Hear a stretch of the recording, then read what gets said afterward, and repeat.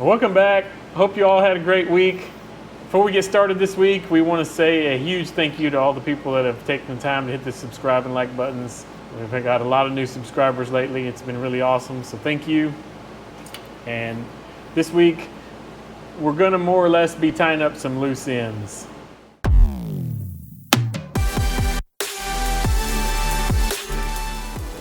So the first thing and most important thing probably we need to address is these guys.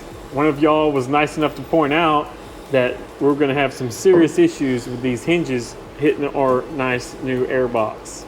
So when we built the airbox, we didn't even have these on there, so it was an out of sight and out of mind sort of situation for us. But luckily, we got some great viewers. Y'all pointed it out to us.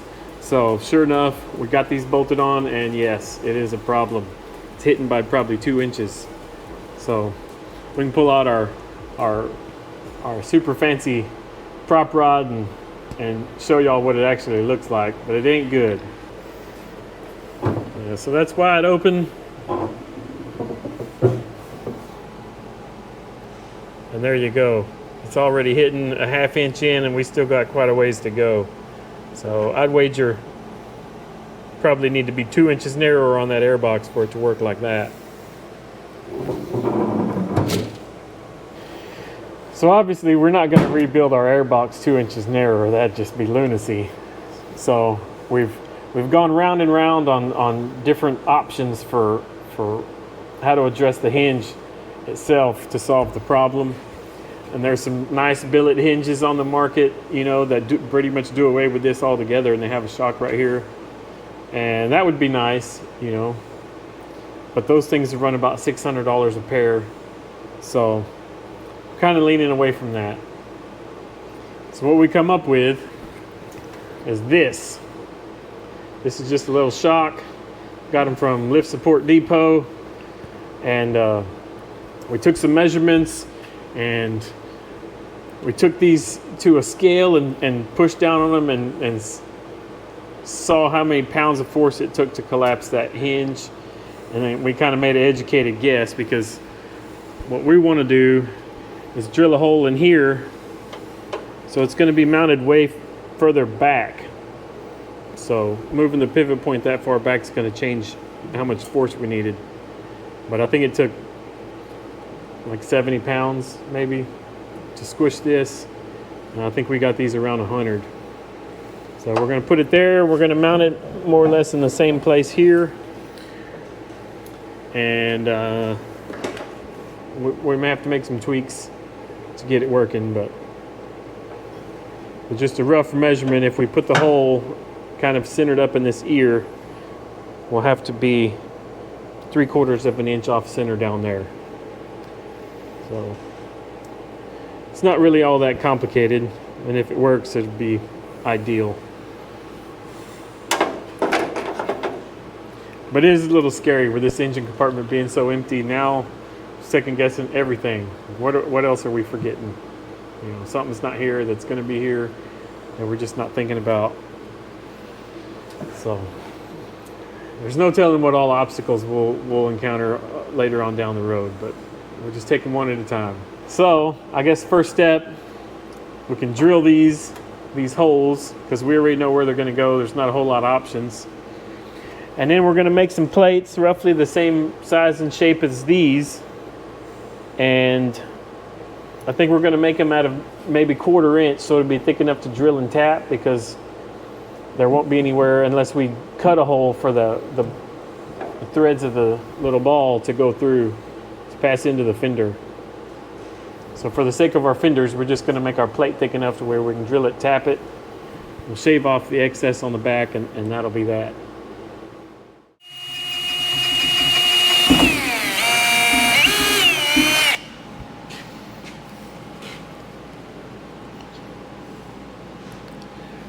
There we go. All right, 2 1/8 is our center, and the holes were what? 3 1/4. 3 1/4. It's 1.5 inches plus 1/8.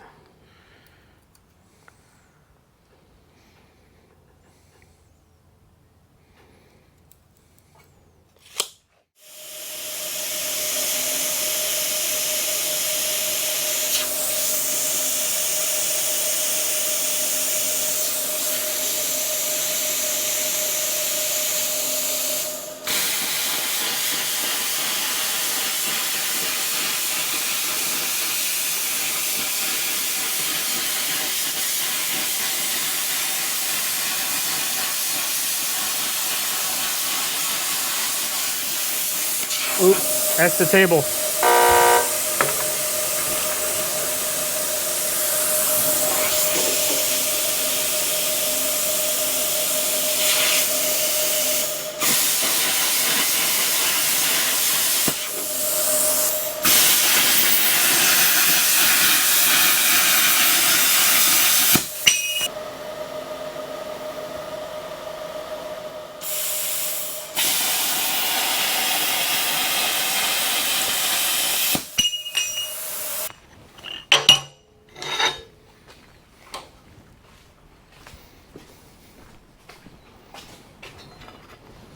Dang.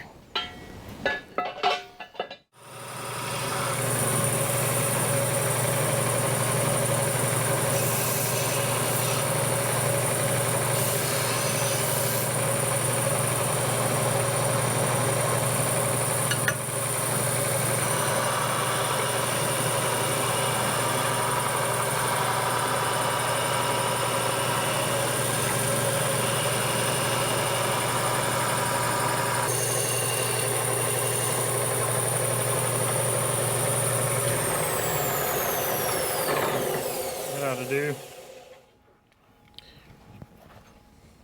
Now we just need to drill our mounting holes, and then we can go get a measurement and figure out exactly where our pivot point's going to be.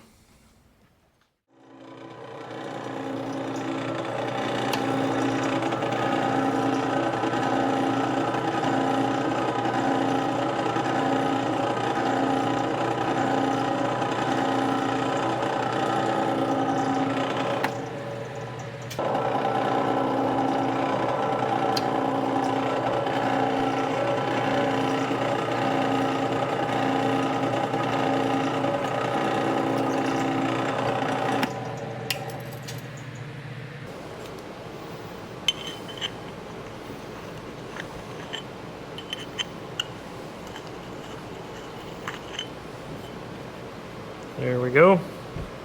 Yep, nice and pretty. Let's see if it fits. Well, it better fit. Yeah, that's what I'm saying.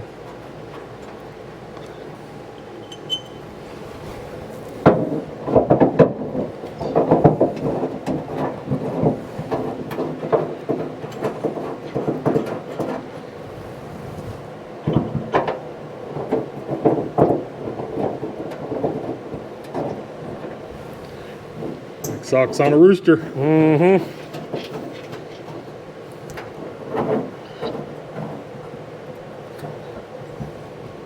Perfect.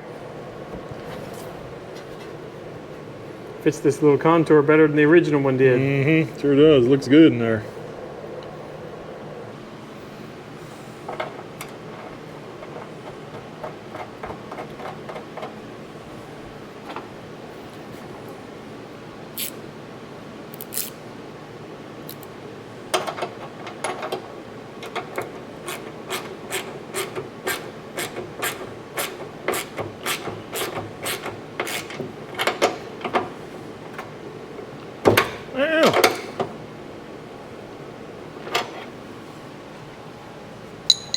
So these little shocks stroke all the way in. We got 7 3/8 here, and then from the edge of that to the center of the ball is roughly 3/4, maybe a little less. So now what we can do, crawl in the fender well, close the hood, we'll measure off of that ball 8 1/8 and see where it lands us on our plate here.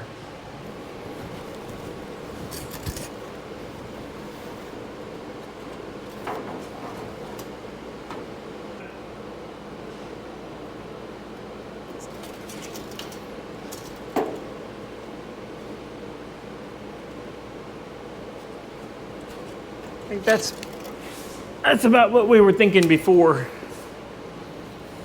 So we're kind of below center and forward of center.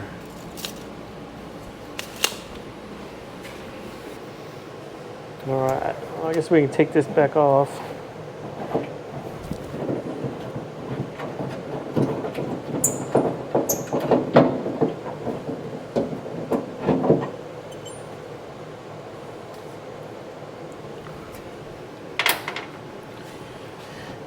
So there's where we're wound up at. And I think, for the sake of caution, I think we should move kind of on this angle back another 1/4 of an inch, just so that shock isn't completely compressed. You know, you don't want it bottoming out every time you close the hood. So a little bit of wiggle room would give just a little peace of mind. So Yeah. we'll move down. The hood won't open quite as far, but it's not going to make a big difference. And we'll drill them both down here and tap them for our 5/16 threads. Then we can test it all out. See if any of this is even going to work. Yeah, that's the big question.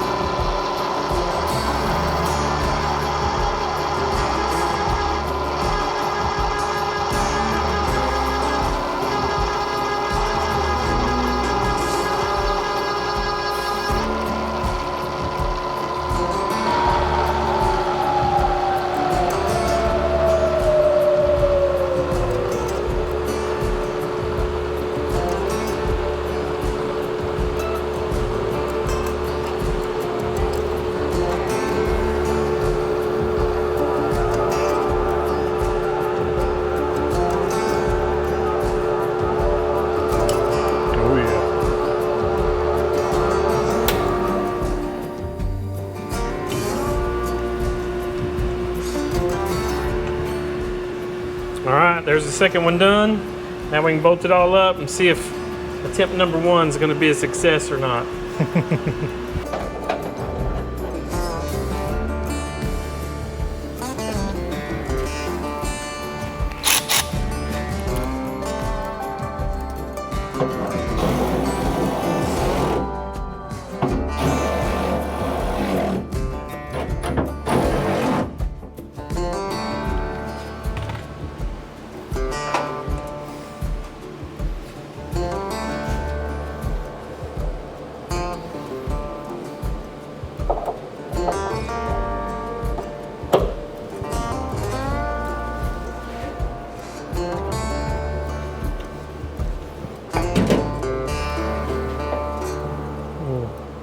It's already in a bind.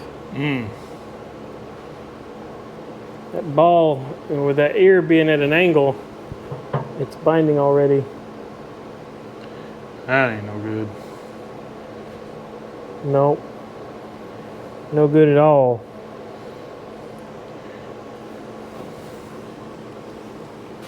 So it gets better.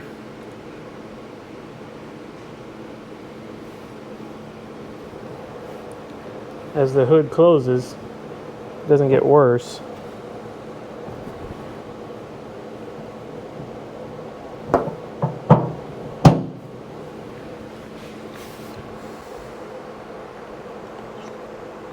We'll have to see how much room we have. May Have to straighten that, bend Yeah. that a little bit. assuming any of this works at all. Yeah.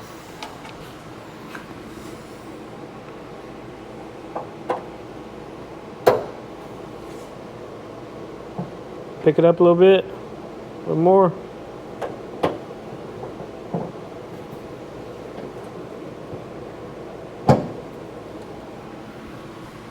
That holds the hood up. Yeah. Yeah, so we kind of had to take a guess at the strength of these things, like we said earlier, so now is kind of the moment of truth. Even if the setup works, the shocks may need to be stronger or weaker or whatever. So there's a lot of questions here. So let's find out. Hopefully it doesn't buckle our hood trying to close it. Well, it starts easy. Too easy, honestly.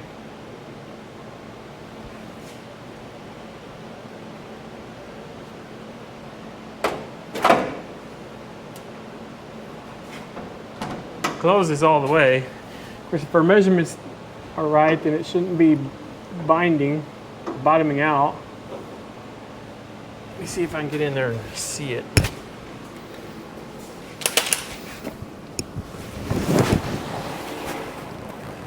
Pull it down. Down all the way. Pick it up a little. Oh yeah, we got our 1/4 of an inch.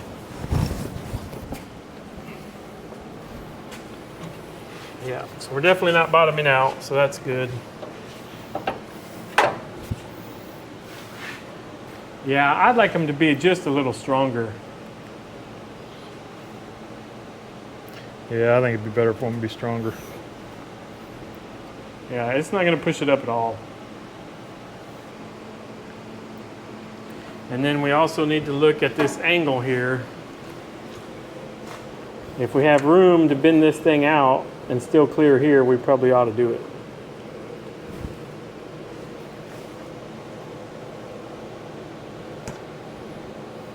Oh yeah, we have like 3/4 of an inch in there.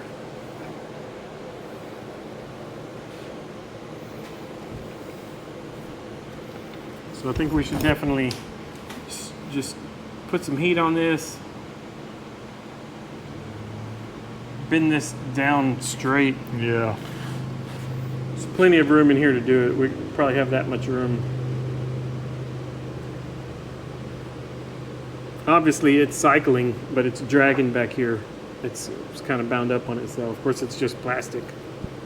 I'm sure it would wear in, but if we can do something about it, we probably should.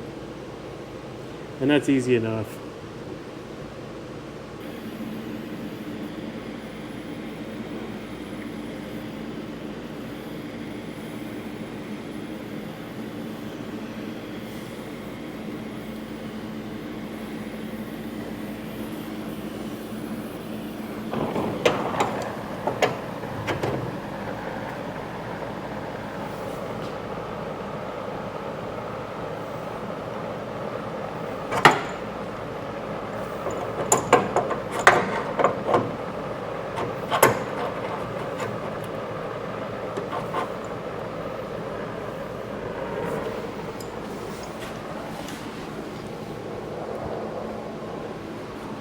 Probably pretty good. Yeah, it's pretty close.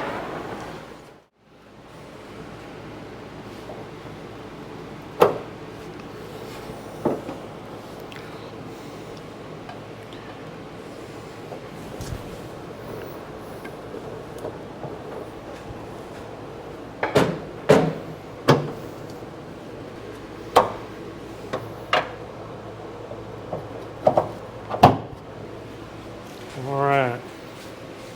See if we're still clear and everything.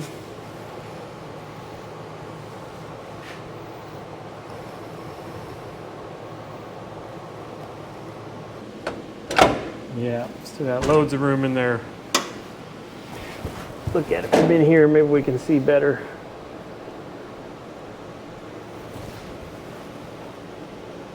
All right. I think we still have 3/4 of an inch. So that's good. Took care of our binding. We still got plenty of room. Everything's working just like it's supposed to.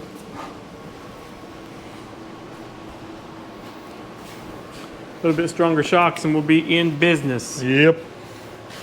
Love it when a good plan comes together. Mm-hmm. All right, so we got some more shocks. For the sake of not having loose ends on our loose ends, these are lift support depot again.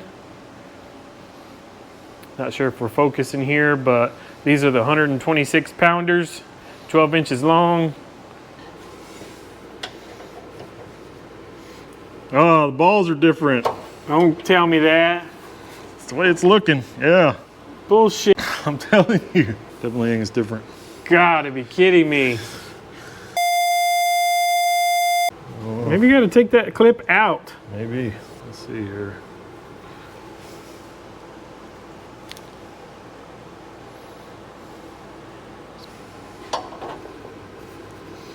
Okay, maybe it is the same. Okay. Yeah, don't mess with me like that. I like the other clip better. Too bad. Unless these don't work. This one seems like awfully easy to lose this. Well, hopefully they don't ever have to come off again. And then awfully difficult to get on in this position. Okay.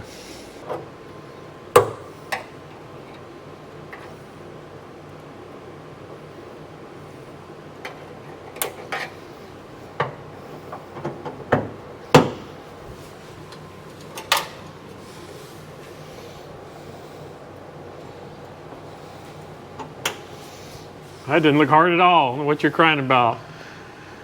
Yeah, once you get her all figured out, it ain't that bad. All right, let's see what we got.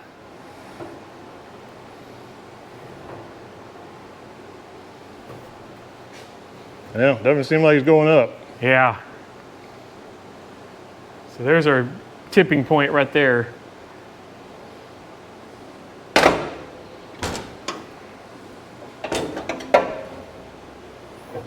Oh yeah, I like it. Yeah, I think that's what you want. I think that's perfect. Yeah, I think it's good. I like it. Yeah, so again, that's 126 pounders. We'll put a link in the description so y'all can check those out if you're doing something similar. But again, your leverage points are going to have to be the same, basically, for the same shock to work. All right, so that takes care of that. What else we got? Well,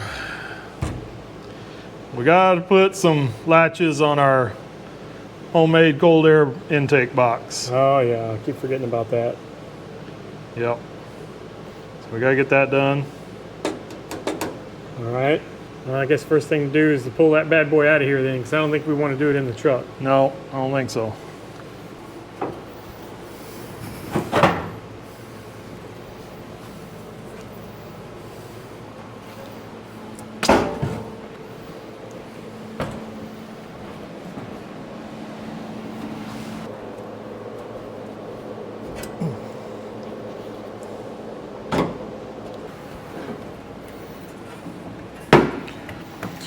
All right, one air box.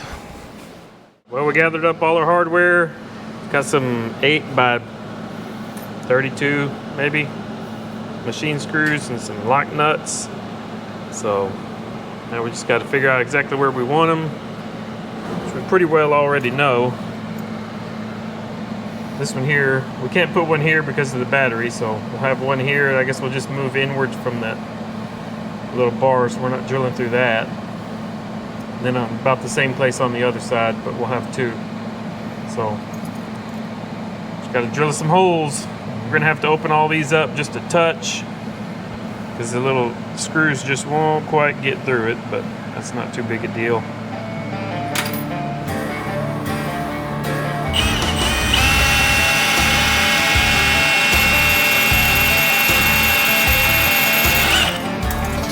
Dirty rat.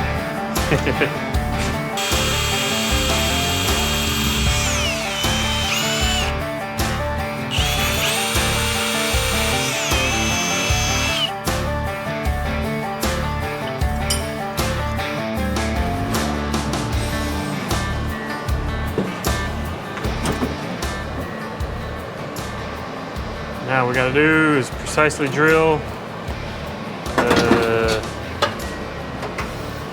12 holes. Yeah.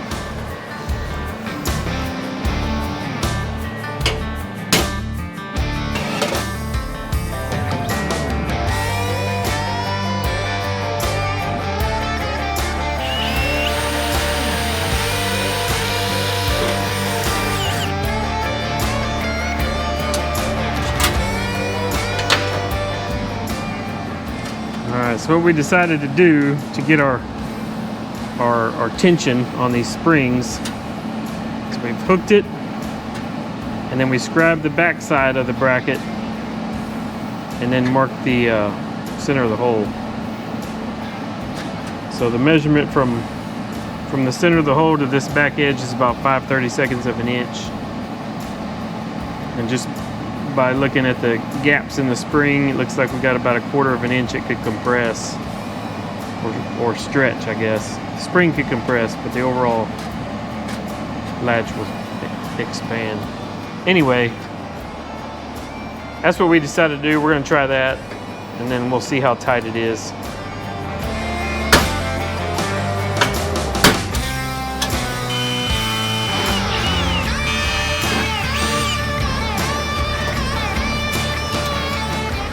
See what this is gonna do here. Shit, boy. Don't get no better than that. Nice and tight. Not unmanageable. Perfect. Oh yeah, that is pretty nice. Mm-hmm. All right, just Beautiful. gotta do it 2 more times. Yep.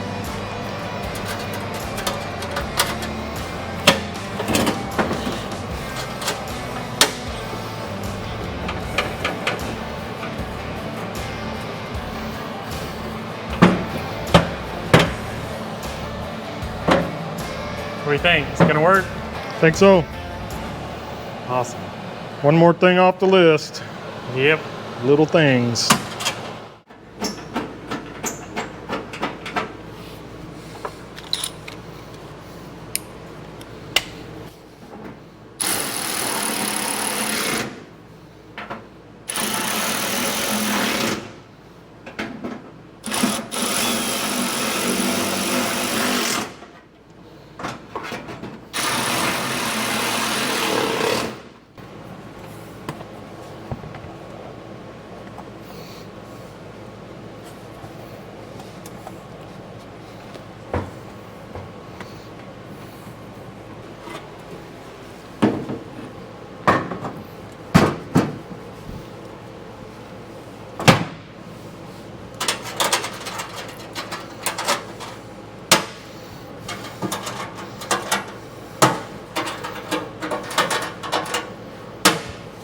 Shoot, boy. Beautiful.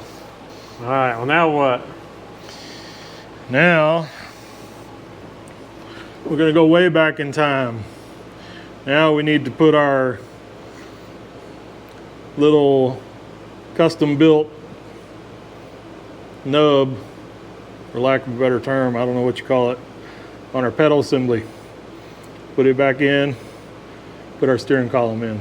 So here it is right here. Actually, the first part we turned on the lathe after we got it all set up. So this is where the clutch pedal used to ride. And the one that's on the factory one that's welded in is wore almost in half. So we decided to just make a new one. So we need to cut the other one out. We'll get this welded in, and we can put the pedal assembly back in. Yep.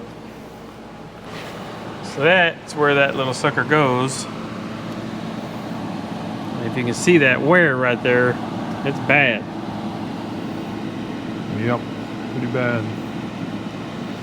So we'll just, I guess we'll take a cutoff wheel and just cut this up against the bracket to get rid of this weld. And then we'll do a little grinding and sanding until we can knock this part out, because it pokes in to that bracket. So get that off, get it all cleaned up, and then just a matter of welding this thing on there.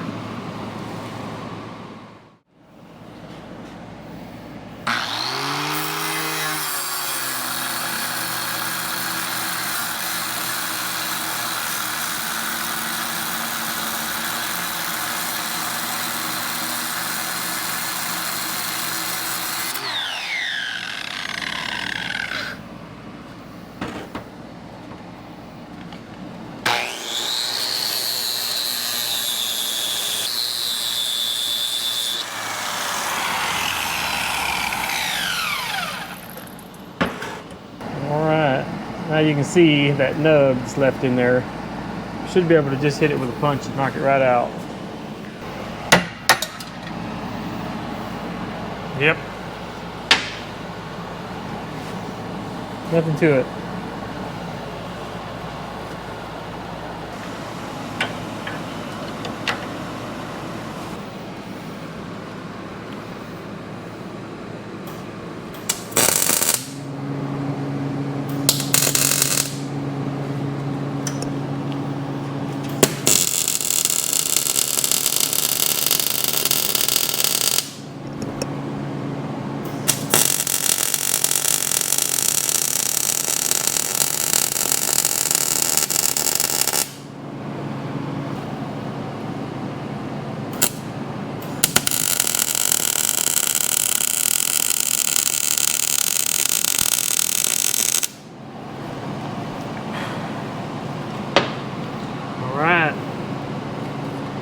Clutch is good for another 1,000,000 miles. Yep.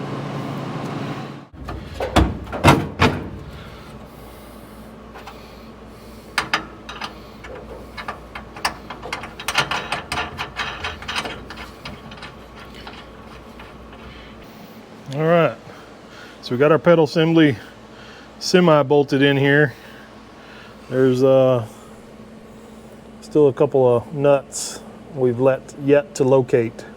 So got it in here pretty solid right now. These two right here, of course, they're common with the steering column, so I had this one in here just to hold it up, but I'll pull it back out. And then we'll get our steering column stabbed in here and get it secured down. And of course, all this is just so we can just kind of mock it up, make sure there isn't anything we're overlooking, anything we're forgetting before we do final tear down, of course. So yeah, so we'll get the steering column in and see how that looks.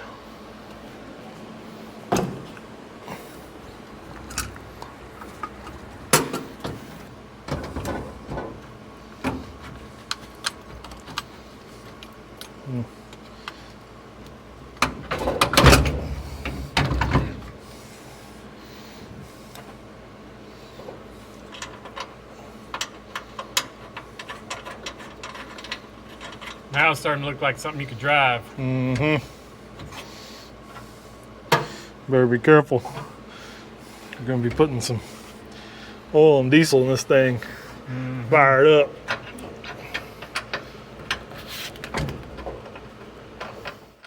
All right, well, the interior of this truck at least is coming together, starting to look like something you could actually drive down the road. And starting to get the full experience being in here, which is pretty cool. Yeah. So pretty much everything we needed to get sorted out is taken care of. Our pedals and clutch is done, shifters are in, seats are done, or at least as done as we're going to get them. One of the last things we want to do is build a custom console for this thing. And although it's not necessary to do it right now, we'd rather take care of it before we got a bunch of fresh paint we'd have to worry about scratching when it goes in and out of here 10, 20 times. But I think that's all we're going to get on this episode. So we hope y'all enjoyed the video. If you did, make sure and hit that like button. And as always, if you're not a subscriber, make sure and subscribe to the channel. Turn on notifications so you can see when the next video comes out. And don't forget to go in the comments and type subscribe, because that'll get you into our monthly giveaways. And this month we're giving away the Ridgid 12-gallon, 5 horsepower Big Daddy shop vac. There's a link in the description if you want to check that out. But that's going to do it. We appreciate y'all watching. Appreciate all the subscribes, all the new viewers. Really appreciate you. But we'll catch y'all on the next one.